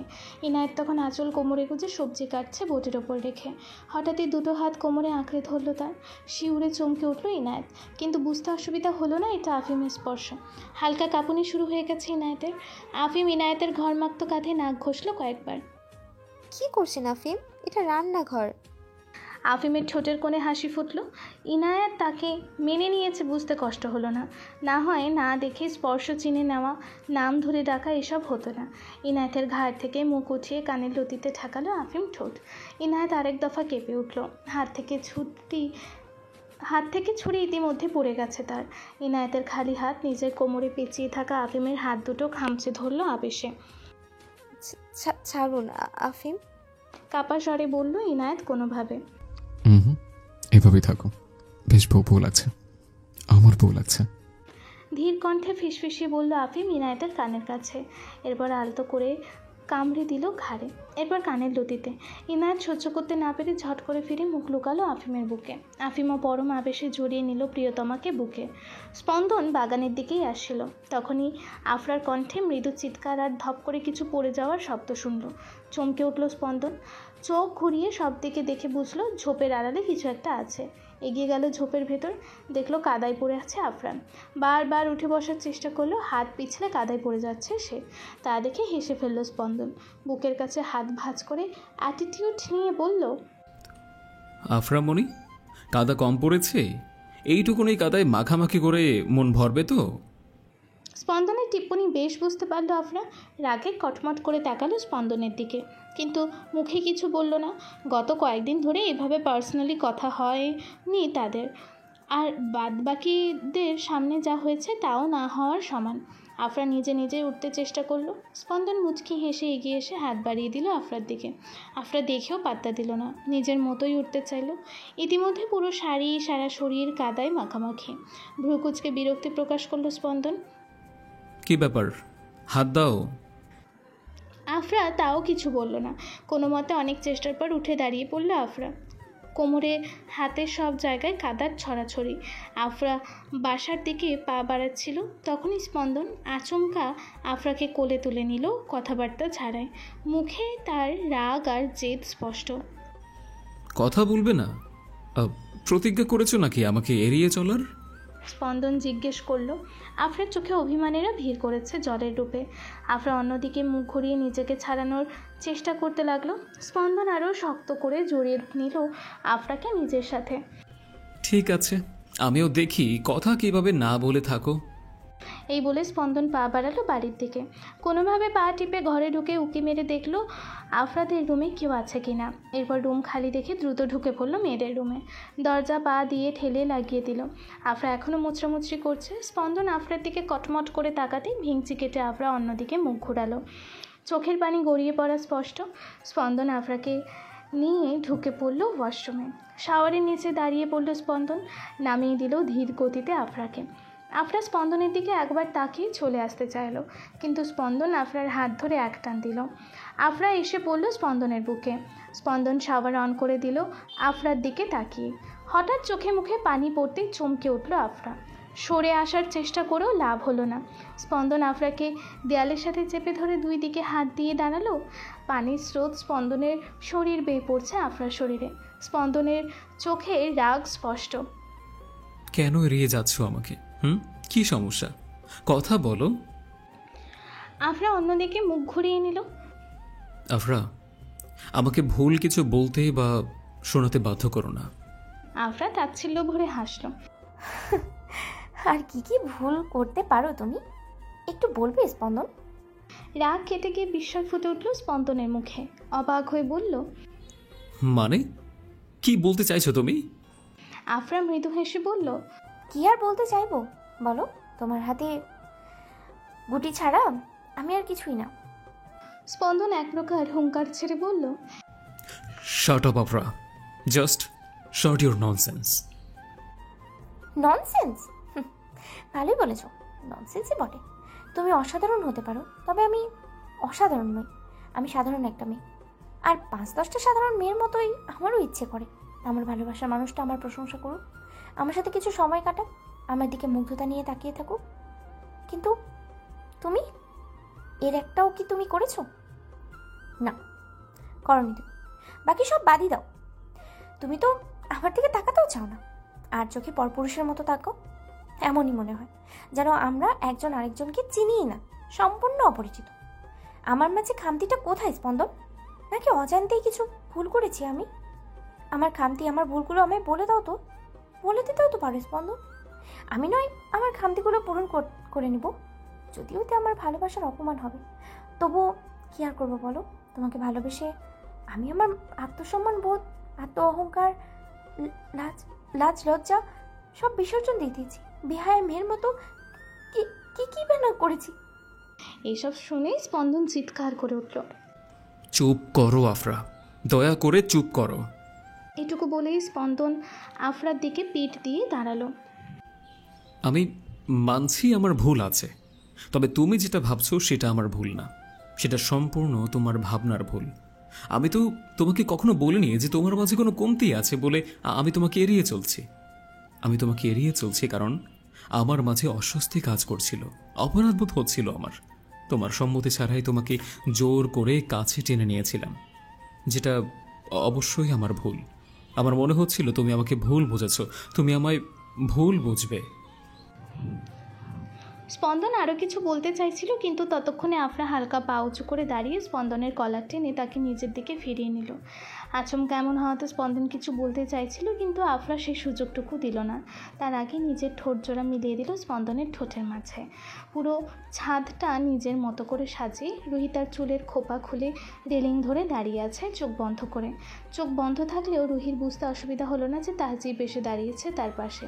চোখ বন্ধ রেখে রুহি বলল, কিছু লাগবে তোমার? তাহজিব প্রচণ্ড রকম অবাক হলো, মনে মনে ভাবলো, মেয়েটা চোখ বন্ধ করে আমার অস্তিত্ব বুঝতে পারে নাকি? রুহি চোখ খুলে তাহজিবের দিকে তাকালো। তাহজিব গম্ভীর মুখে প্রশ্ন করলো, আমার থেকে পালিয়ে বেড়াচ্ছিলে কেন? জানো ইনু আপ্পির না ভীষণ জ্বর, কাউকেই জানায়নি, তা নিয়ে বেশ চিন্তায় আছি। এ কথা শুনে আঁতকে উঠল তাহজিব। রুহিকে সে নিঃসন্দেহে ভালোবাসে, তবে মানুষ প্রথম ভালোবাসার মায়া সম্পূর্ণভাবে কখনোই কাটিয়ে উঠতে পারে না, তা অসম্ভব। তাহজিবের ক্ষেত্রেও তাই, কিছুটা মায়ার টান রয়েই গেছে। অস্থির গলায় তাহজিব বলল, কি বলছো তুমি?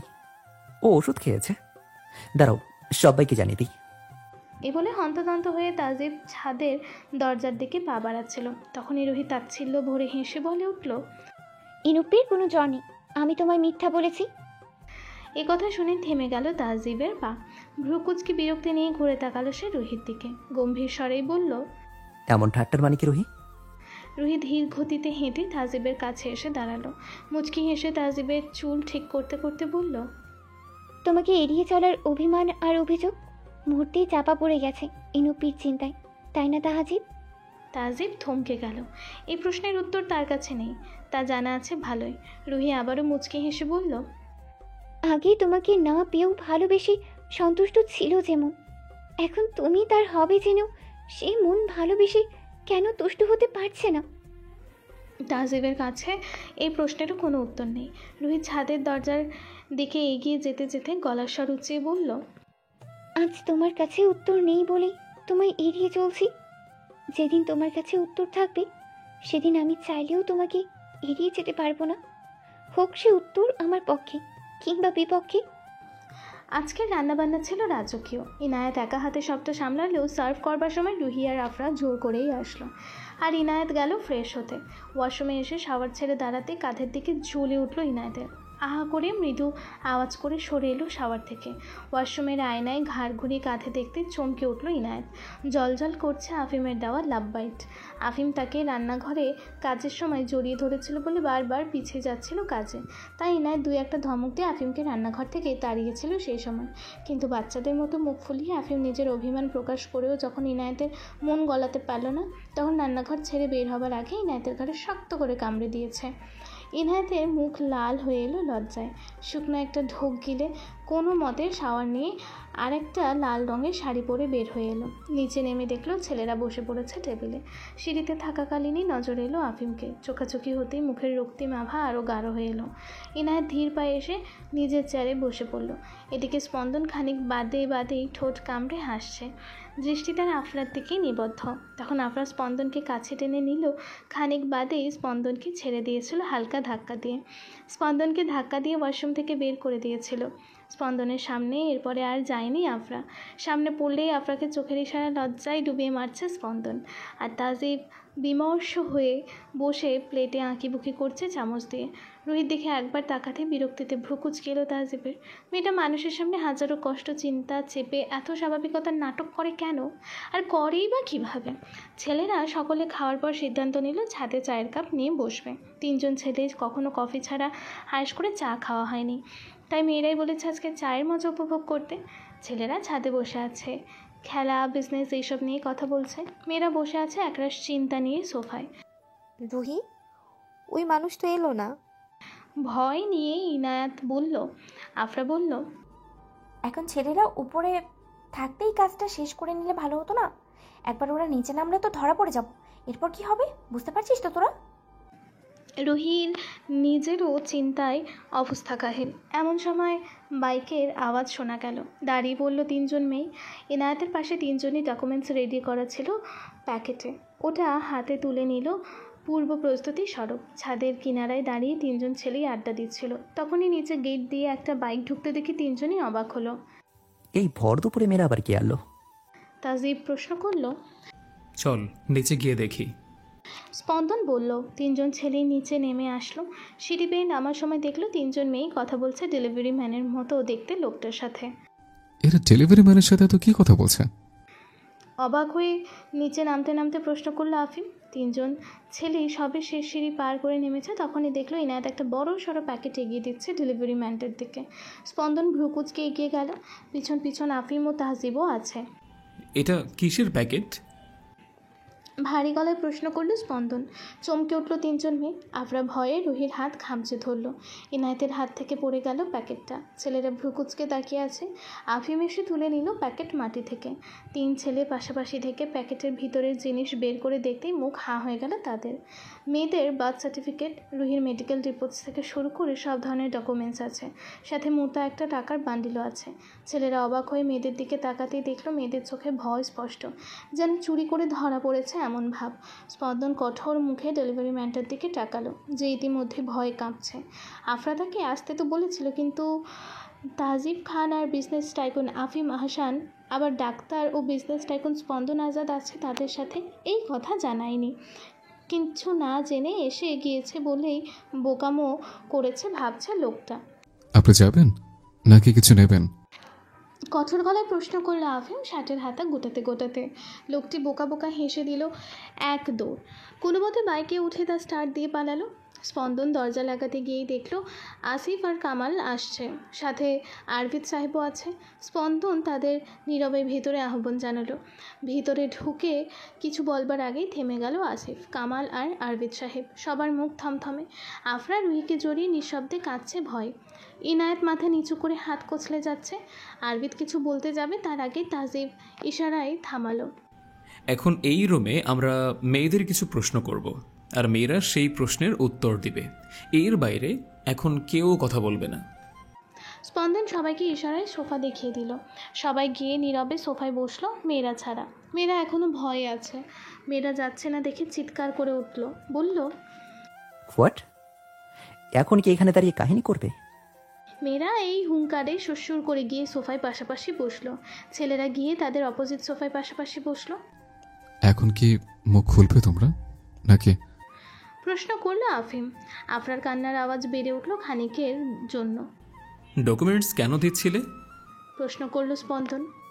আর টাকা কেন দিচ্ছে না? তাহজিব প্রশ্ন করলো। এর মাঝেই আবারও আফিম চিৎকার করে উঠল। রুহি আর ইনায়েত কিছু বলবে না বলে প্রতিজ্ঞাবদ্ধ হলো মনে মনেই।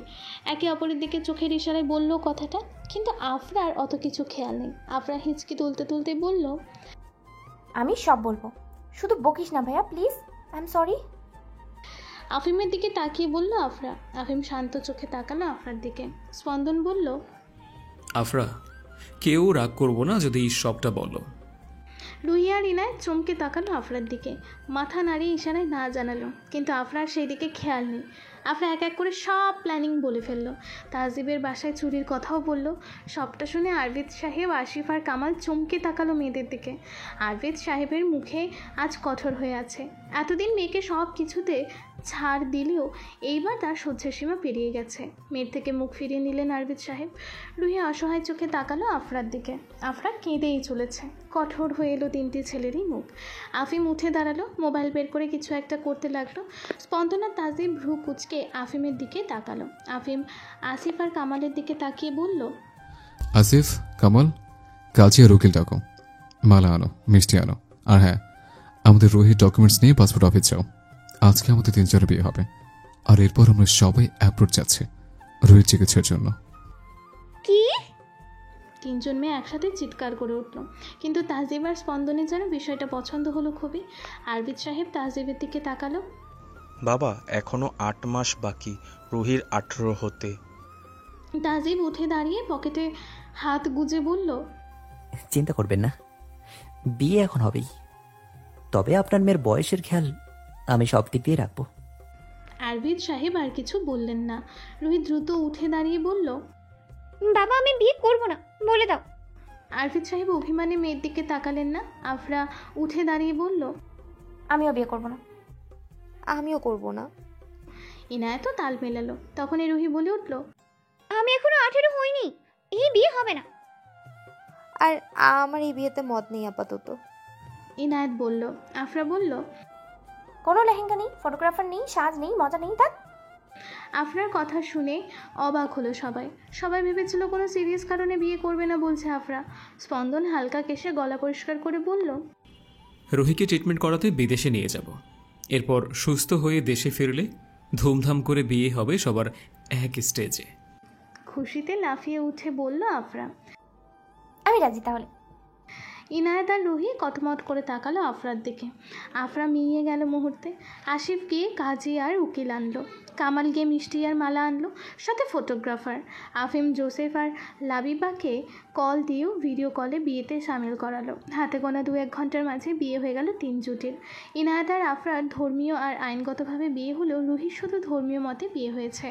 আইনগতভাবে না হওয়ার কারণ এখনও 18 বছর হয়নি তার। আরবিদ সাহেব বেশিক্ষণ অভিমান করে থাকতে পারলেন না। মেয়েও মেয়ে জামাইকে মন ভরে দোয়া দিলেন। জোসেফ আর লাবিবাও খুশি, তারা দ্রুতই ফিরে আসবে জানিয়েছে।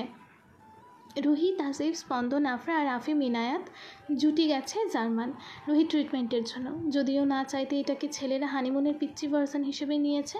প্রায় 6 মাসের ট্রিটমেন্টের পর রুহি সুস্থ হলে সবাই দেশে ফিরে এলো। রুহির 18 বছর হতেই আবারও খুব ধুমধামভাবে বিয়ে হলো 3 জুটির। তাদের জন্য সবাই মন থেকে দোয়া করবেন।